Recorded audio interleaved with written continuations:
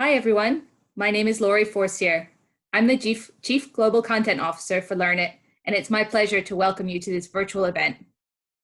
Our mission at Learnit is simple. We exist to support the meaningful conversations that education leaders want and need to have to make change happen. We do this through our in-person event, which will happen next January 19th through the 21st, 2021 in London. And we also do it through virtual events like this one. Today, we have a special roundtable edition of our series, Reopening Education Settings Safely with a focus on early years provision.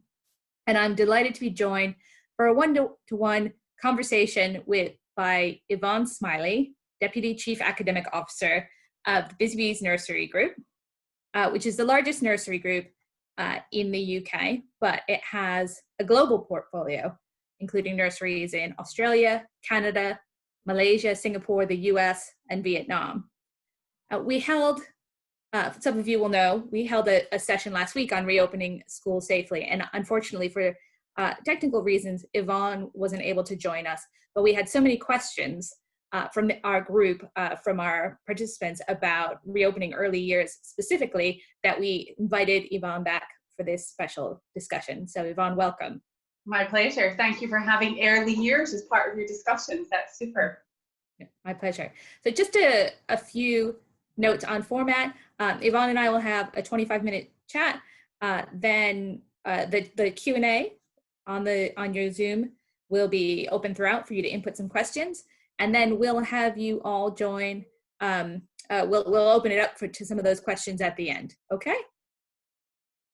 So with that, Yvonne, the thing that most people want to know to begin with is, what's happening logistically? So can you walk us through the logistical arrangements you have had in place for the broader opening of your nursery settings in England this week? And if you can, just tell us a little bit about how it differs from what we might see in school settings. Of course. So at Busy Bees, we actually introduced some precautions and processes back in February before lockdown happened. And that was a very good leveler for us and a very good platform upon which we can build our processes now. 115 of our centres across the UK remained open through lockdown to support our key worker families and vulnerable children within the community. And again, those processes continued. We've enhanced them now that we've opened up, and we have 199 centres open in England this week, opening on Monday. So we've enhanced those. And one of the big differences between our processes now versus pre-lockdown would be the bubbles that are in place within our centres. But before you get to those bubbles, you have to do a couple of other things. So you're welcomed at the door by one of our educators, and they are wearing PPE, and they're at the temperature monitoring station. So every child and every colleague, or actually MD who's coming into the nursery, has their temperature taken. And then it's hand washing straight away, as you would imagine. And these are things that many people are deciding to do. So that happens, but parents say goodbye at the door. And that's a big change and a big movement for families and for our educators as well. So everybody says goodbye, and then our children go down into their room where they spend time within their friendship groups with their key workers and the educators that are there. Our children are spending a lot of time outside because, as we're all aware, outside adds an extra element of safety in this current climate. So if our nurseries have room-specific gardens, because many of them have free-flow learning straight out into the children's own garden, then that continues, and learning takes place outside as well because it's such a wonderful environment to learn in. If our nursery has a shared garden space, then it's very unique to that space. So if it's big enough, then we'll divide that space so each room can have a different space. Otherwise, then we'll work on a turn-taking system and with a clean down in between, for example, preschool leaving and the toddler children coming out into the garden. Cleaning is happening. Cleaning in early years happens all the time anyway, but of course that's enhanced now. Additional hand washing for children and for staff. hand sanitizer in place if we have classrooms and learning spaces that don't have a sink access directly, then they've got the option of each one. Cleaning down touch points every hour, and reduced footfall within our centres. The reduced footfall of our centres was a really tough decision to make, but it was one that we felt was the right thing to do for everybody. And that's where, as I said, our families don't come into our centres now unless there's a real need, and we need to take that on a case-by-case basis. Any visitors that are coming are business critical visits. So if environmental health are coming, then of course they would be coming in. If there's a gas engineer, that would all continue as usual. But otherwise, everything else is reduced down, so we've been doing that. And so far, everything has gone very smoothly. Our feedback is that our colleagues and our families are reassured by the measures that we've been putting into place, and it's just keeping that consistency and that continuity as we evolve further. Okay, so you talked a little bit about drop off and pick up. Is that running on a staggered schedule now, or? It's not running on a scattered schedule at the moment. Most of our centres open from 7:30 in the morning through to 6 o'clock at night. There's a little bit of change on the hospital centres. They may have slightly extended opening hours. We haven't decided to give parents slots universally, so that, because we know that a lot of families are adjusting to their new work times, they're possibly returning home to work from home rather than going into an office environment, because again, their needs and their business needs have changed, and traffic is very different at the moment, which I think we're all quite enjoying. So we are working with families to work with them with the best time that suits them, but sessions do remain as that white, and that will take time to balance out as we go on. We've compared that when lockdown began and we all went once a week to the supermarket, you would suss out very easily what matched your routine versus the quickest access into the supermarket, and that just involves a bit of partnership working and a bit of learning to take that forward. Again, lots of our nurseries are very unique. Some have large driveways and car parks where the social distancing is very, very easy in the external spaces.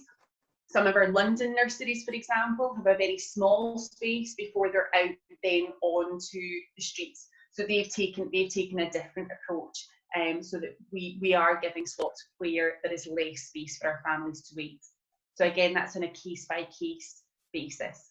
Okay.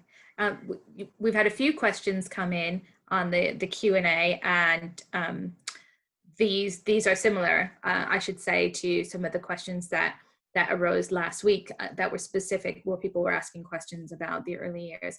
So can you talk a little bit about the protocol and what happens if you suspect that one of the children has COVID-19 or is suspected has symptoms? How do you deal with the child in the moment, and what's the parent and carer pickup protocol? Of course. So the initial, as we say, we have the temperature monitoring station, and if a temperature is recorded at 38 degrees or above, then we speak nicely and kindly to the family and ask them to step away from the centre. And then it's looking at the child as a whole, because you have to take that careful assessment. Is the child completely well? Are they teething? And actually it's maybe that. So a few days at home with the love of mum and dad, let the teething pass. But mostly where there's a temperature of 38 degrees, the family are asked to spend time away from the centre and either decide themselves if they would like to complete a period of self-isolation or look to access a COVID-19 test, and then they can take that forward. We also do temperature taking in the afternoon for all of our children and all of our staff. So for our older children who don't have sleep, then their temperature is taken after lunch, and for children who do sleep, then their temperature is taken 45 minutes to an hour after they wake up. And there's very careful monitoring of signs and symptoms of COVID-19 within each other and with our children throughout the day. Okay. And another question that's come in, and similarly was a big question last week, was how have you dealt with staff members and the use of masks. And if you aren't mandating that staff use masks, are you allowing them to wear masks if they want to, or when they are with children? What are the it's a real difficult one, and at Busy Bees we're really lucky that we have a fantastic safety team led by my colleague Emily, and the work that they've been doing here in the UK and alongside their safety colleagues within our global teams has been really paramount to our readiness for COVID-19 as everything transpired. If you read one document about masks, it often contradicts another document about masks. And when we look at our group globally, there are very cultural approaches to this. So in Singapore, for example, which is a country that are very used to wearing masks, as soon as somebody has a sniffle or a cold, then they put a mask on themselves. So their government has asked that every adult wear one and every child over the age of 2. Within the UK, masks are very different for us, and it's very new for us to see and for us to use. And what we have to do there is carefully support our staff to feel comfortable and to feel confident in their role, but also support our children. Because if our children are upset and they need a hug from somebody that they trust and that they care for, and that doesn't compute with having a mask on that adult. So what we've decided to do at Busy Bees is our colleague who's taking the temperature wears a mask, and that's a medical grade mask, and it's one clean mask per temperature taking session. And our colleagues in the rest of the building then don't wear masks, because we're used to handling bodily fluids when we do nappy changes, etc. All of those PPE requirements are still in place, and we also provide masks if our staff are travelling to and from work on public transport. Then we provide face coverings for them to use if they would like to, and if that makes them feel more confident within that situation. Okay. And how has that piece of things been going this week? Can you speak to that at all in terms of I think it's been okay. We communicated masks. Our communication has changed dramatically through COVID-19 and pre-lockdown. And through that enhanced communication, we've really been reaching out to our staff. And as we were building up to the opening, we were drip feeding in the information rather than sitting on it and then just bombarding staff with it. That's not fair. And of course, we had our 115 centres that remained open and that we had to be supporting as well. So our staff have been supported through this and understanding the rationale behind us making those decisions, and taking on public health guidance from Public Health England, Health Protection Scotland, etc. And also because we're recognising that riskier environment of public transport if staff aren't able to bike or drive to work, for example. So there's been some anxiety, but when you speak through it, and again you give that human touch and you give time for somebody to ask their questions and to understand why we've reached the decisions that we've reached, then it has been much easier.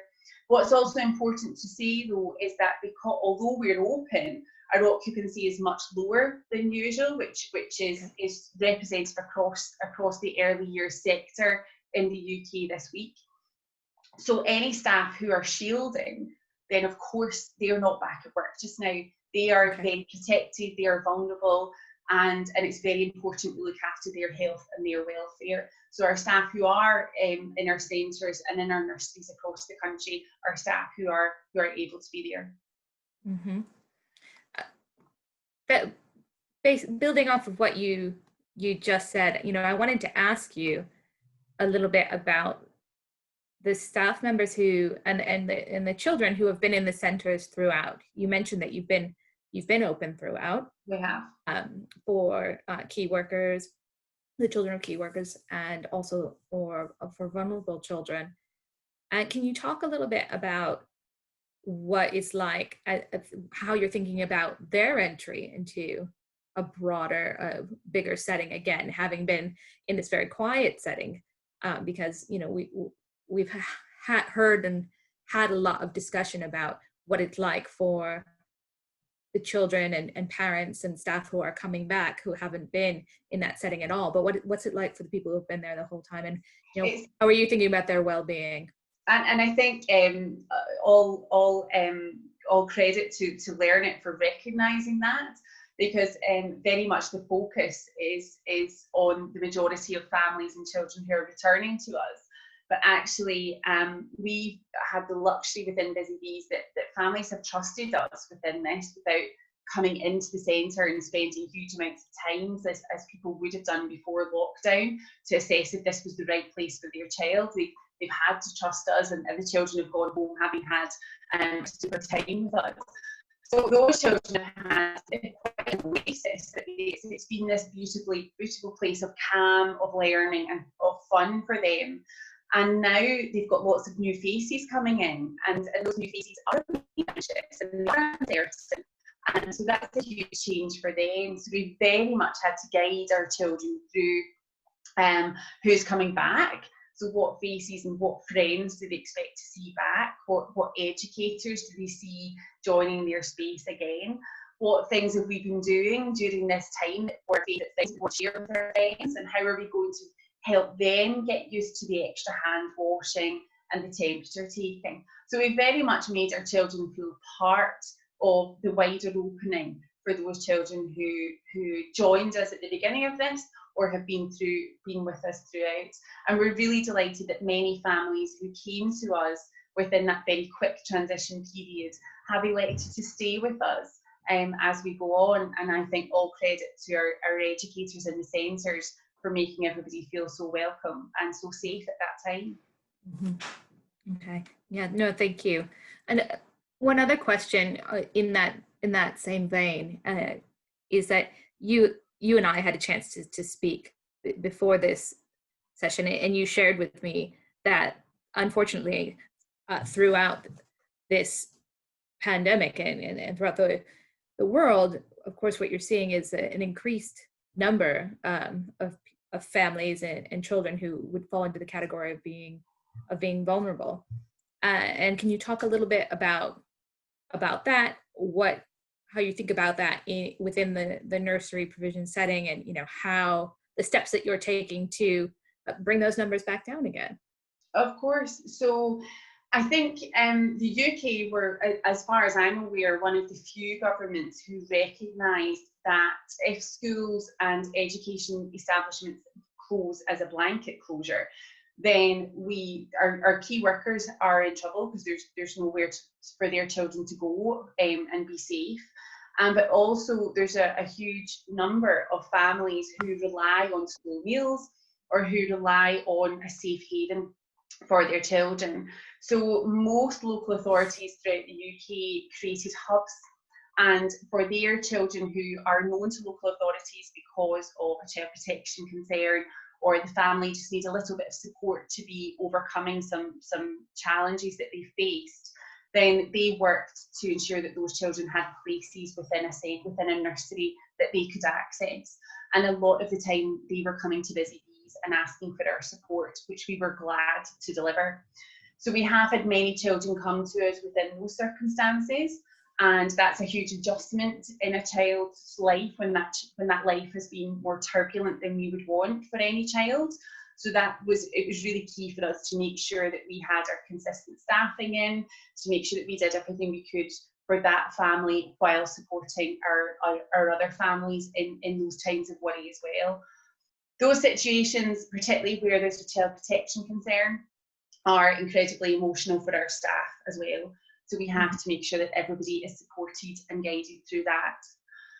The other thing that we had to look out for is when lockdown happened, there was a huge concern that domestic violence would increase and people would become at risk in their home, or people who were not previously at risk would then be put at risk because of the additional stresses, money worries, and not having an escape because everybody had to stay at home. And unfortunately, those predictions have come into fruition. And as the lockdown continues, we have had more families come to us for their own reasons, and everybody's welcomes and everybody's for their own circumstances, and we can offer a safe place of fun and of learning. Okay. I want to come back to something that you talked about at the beginning of our conversation. You started mentioning things like bubbles and friendship groups, and you know we haven't really talked too much here about what any kind of physical distancing might look like within the Yeah. nursery setting. And I know that Busy Bees has different rooms for different age children, but so what does this look like for a child who's in that room, and how do you help them make sense of it? So I think our vocabulary through this has just extended massively, hasn't it? We've all been talking about social distancing and bubbles and testing and all sorts of sort of new things that have come to life. And bubbles is something that I think came to life when the news was covering the school opening so much. So within Busy Bees, children will spend time within their age room. So where children often have enjoyed meeting together in a shared dining space, for example, that's unfortunately not happening at the moment, because it's important that they are within their bubble when they're within the nursery. So the bubbles are friendship groups and one key person, and the size of the bubble depends on the age of the children, because within education, as happens the world over, your ratios differ depending on the age of the children that you work alongside. So the children spend time within those bubbles, and our staff have worked really hard within their learning environments. We all saw lots of images on social media of how different countries and different groups and different educators had chosen to approach their learning environments, and maybe taping off spaces that children couldn't go to. I saw one school had elected to close off their bookshelves and their libraries, and that was their decision to make, in the same way that other schools and countries were chalking space in the playground for children to be using at their playtime, because that was their space. We chose not to go that way for our children, because while the rooms have adjusted slightly to remove chairs where it's not feasible for 4 children to sit at a table together anymore, it's only suitable for 2 children. They've moved, for example, role play equipment round to create a bigger space for a bubble to be. It has to still represent some kind of normality for our children, and that's a very careful balance to achieve. Some of our centres have got very large rooms, but of course the larger your room, the larger the number of children that it should be able to take, but occupancy is much lower. So again, it just allows those things to gradually build up. But the children spend time in their friendship groups, because it's really important that they get to spend time with the people that they've been missing throughout all of this. They've got great relationships with their key workers and the educators, and they spend that time together, and that's where the learning then bounces off and the fun happens, because nursery should always be that space for our children where it's fun, the learning takes place, and it's somewhere that everybody wants to be coming back to, and social distancing should stop that happening. So it's a place of relaxation, a place of calm, and not a place of fear. So building on that, tell me a little bit about the changes that you see in the children who are coming back. Yeah, well, and again, the wonderful thing about working with children is they're all different, which is an absolute pleasure and a privilege, and children have developed massively in their time at home with whoever has been at home with them. So some children have become really chatty, because they've got a wee bit older, so their language has developed. They've also maybe in a house where cousins have come for lockdown and have joined together. So the children then are exposed to all this chat and all this chatter at lunchtime, whereas maybe it was just mum and them before. So there's great pluses there.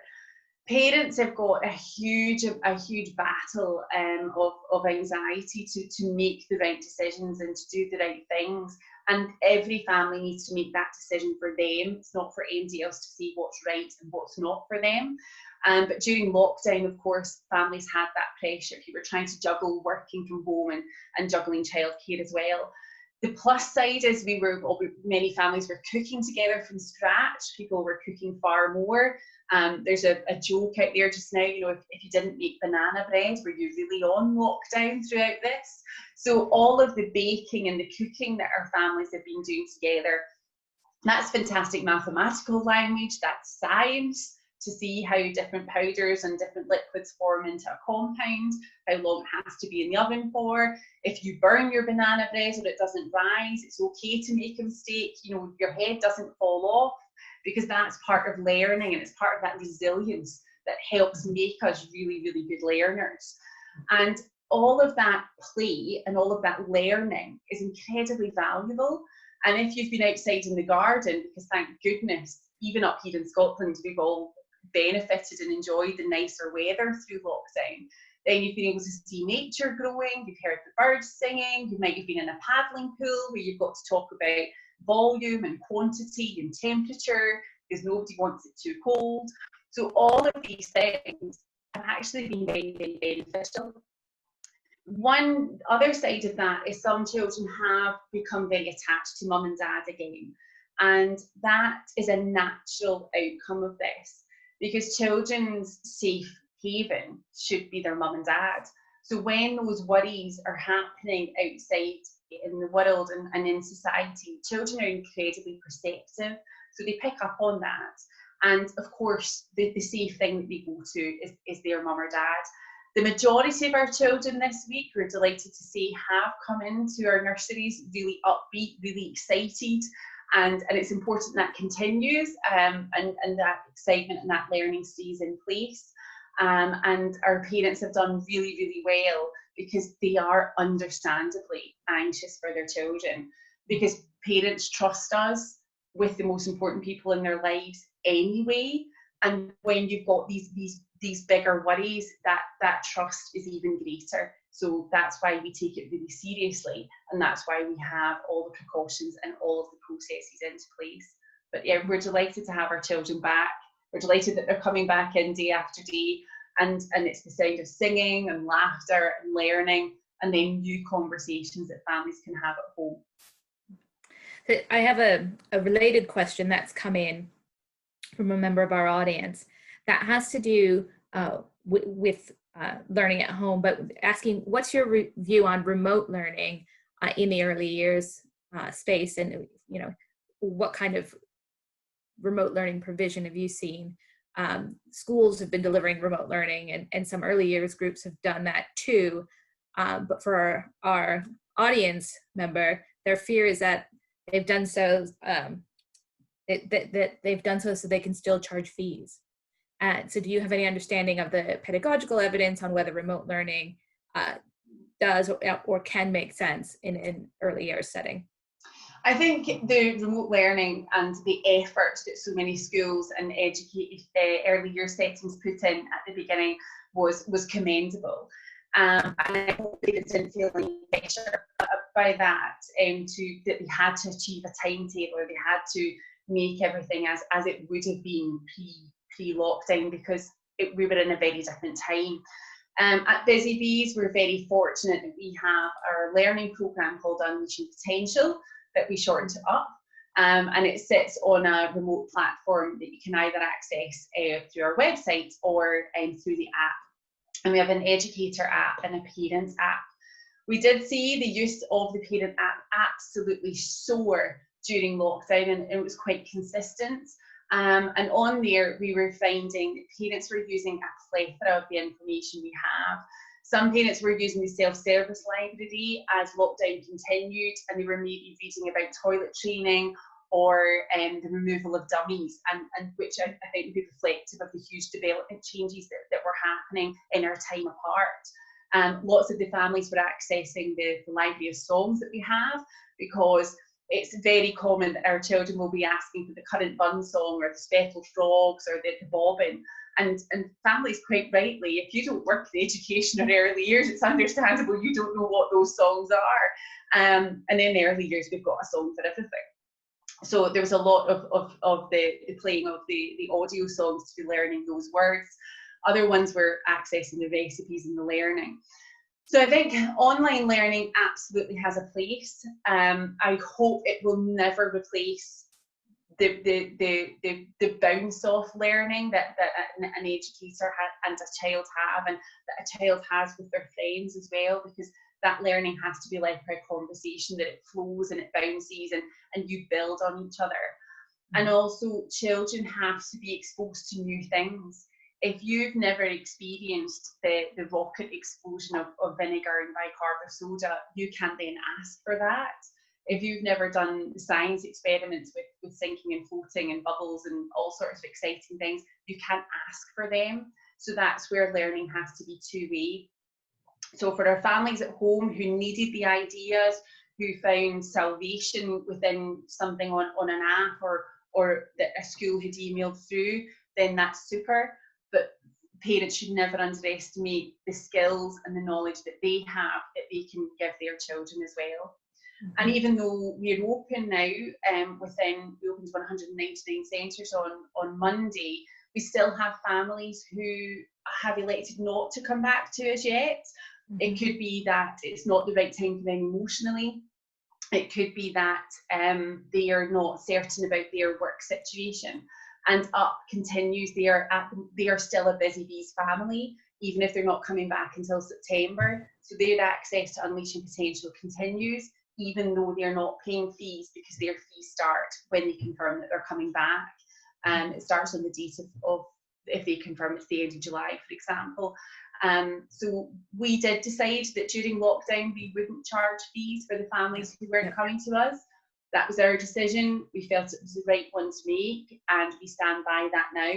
And for families who did join us or stay with us through lockdown, then the fees became flexible because their requirements were flexible. So that was a slight adjustment for them that we were making for those families who were showing us their loyalty. So we showed them that loyalty in return.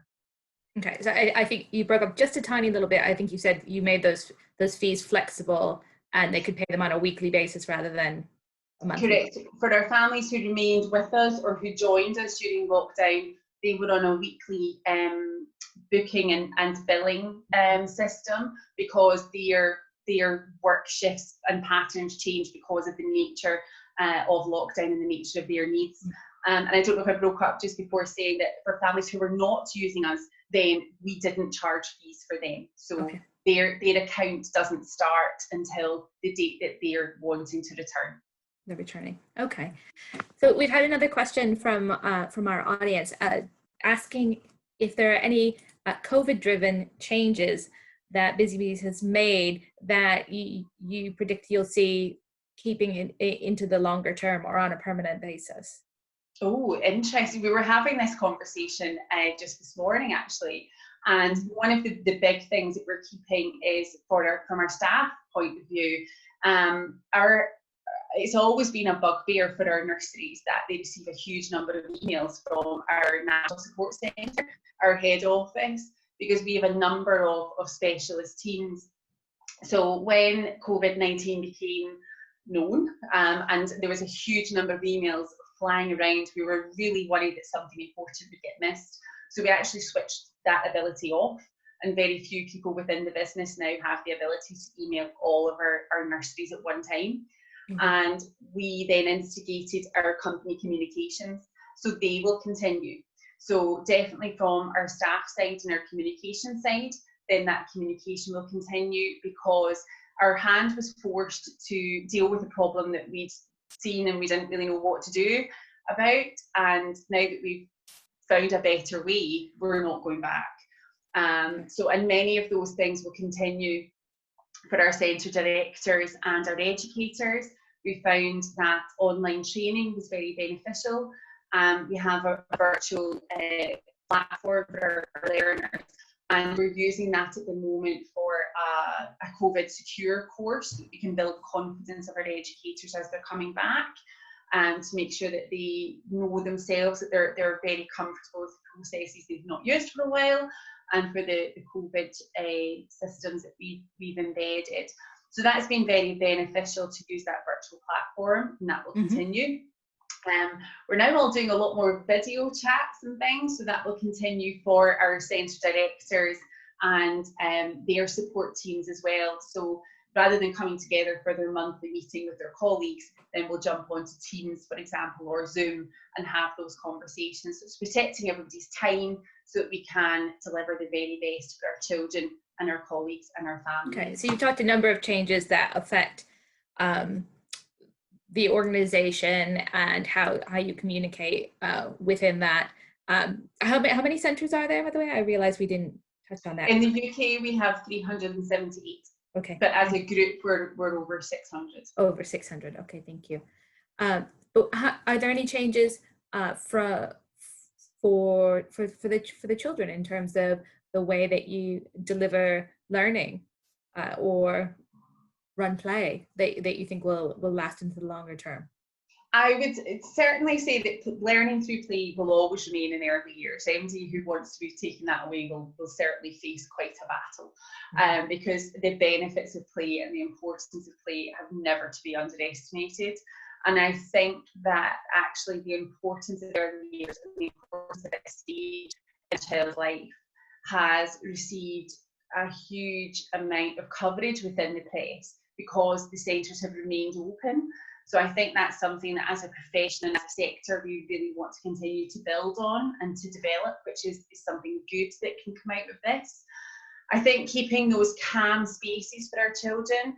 At Busy Bees we've not brought children together in groups of 40 for a long time now, because in the UK that's not the way of our learning, because children need those smaller groups in order to bounce off. So that will be something that will remain. And that's something that our international colleagues have spoken about. For example, our colleagues in Singapore, where children do often gather in larger groups because that's far more in context with their schooling that they'll progress to. Again, that's changing, and because of the bubbles that we're spending time within. I think the long term, who knows what's going to be happening. We have to make sure that our children continue to be supported for them. Our children who will be going to school this summer or this term, if all of the plans continue and go ahead, then they will all be together. So at least everybody going into their reception class in year one have had the same circumstances throughout that. But ultimately, I think in order to protect our children's learning and to make sure that the impact of this can be as positive as possible, we have to be looking after our emotional welfare, and that's for our families, our children and our staff as well. And that's going to be the long-term goal, because we can build everything else back up if we're feeling confident in ourselves and we're feeling safe in the space that we're in. I wanted to ask you a question. I want to come back to what you just mentioned in just a moment, but Busy Bees is such a large group. And as you said, 600 centres. Can you talk a little bit about how things, this is a question of sequencing almost. You would have had centres probably closing first in Singapore, I would have imagined, and then centres in other countries closing, and then those in Singapore reopening first. And so how has this process of closing down, reopening, how have they informed each other? What's been the result of that, and how does that continue to interplay?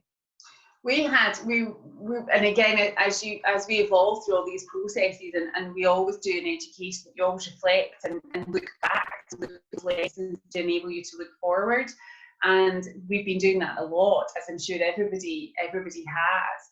And actually, our conversations surrounding coronavirus began back in January, because it became known in Singapore at the end of January, just heading into the Chinese New Year break, So the coronavirus became a part of our vocabulary at that point. And at that time, we thought that it was just affecting our colleagues in our Asia group. And actually, when it hit Singapore at first, and our families had to go into isolation, and our staff were being tested, etc., deep cleaning happening, our centres were able to continue. And as we thought Singapore came out the other side of it, and it was beginning to come to the UK, and our colleagues in Italy, who obviously the eyes of the world were on Italy in February when their spikes were happening, and they were very much under the scrutiny of everybody that was watching. And that was the first European lockdown we had, was in Italy. At that point, we thought Singapore were coming out of the other side. Actually, Singapore's lockdown happened around the same time as the UK lockdown in March. So while we thought they'd come out of the other side, as did they, there was then another spike. So really, really interesting. Italy locked down, as I say, they were the first European country to lock down. Then our colleagues in Ireland in the same week as we did. So that was very, very quick that we were dealing with those things. I think our colleagues in Canada had an unusual time because they were locked down, and then the governments in some of the territories in Canada recognised the need for the key worker spaces and the vulnerable children spaces. So while they were forced to lock down very quickly, they then had to quickly look to see where they could and should open up again to be servicing those communities. So that was a very turbulent time for Canada as a country, and my colleagues over there dealt with that one really, really well, because we had the luxury of being able to share those experiences. I do think that's something that early years do really well, though, because although in Busy Bees we have the luxury of our international colleagues, we also speak and participate within the large provider groups as well. So we're very active within those and have those conversations and those dialogues in exactly the same way as our smaller providers get together with their colleagues within smaller providers, because you can face similar and different challenges. And again, at the beginning of this, it wasn't about business, it was about safety. It was about keeping children safe, keeping families safe, and by sharing that inside information and that experience, then that was really important for us to do as a sector, not just for us to be doing as a business. Okay, we've got just 3 minutes left for us, and I want to ask you one last question. You've been talking a lot about well-being and how you've been thinking about that with regard to children, your staff, your parents. But once children have had some time back in nursery and once they've resettled, how are you going to be looking to assess, measure learning that's happened, that hasn't happened, any kind of developmental gaps that may have emerged? You know, what kind of things will you be looking for? And I ask this question because I think it's important to recognize that, you know, while of course, in many ways, I mean, people look at nursery as a childcare provision, but there's so much essential learning and foundational learning that's happening in that space. So if you could share with us a little bit how you'll be, you know, assessing that and mediating as necessary, that would be great. Of course. So actually, within your question, Laurie, you've almost answered part of it, that we must let our children settle. We must let them adjust back into nursery life first, because it's not fair on them otherwise. Because some of them might still be feeling slightly anxious. Some of them might go through peaks and troughs as they get a little bit tired throughout the day.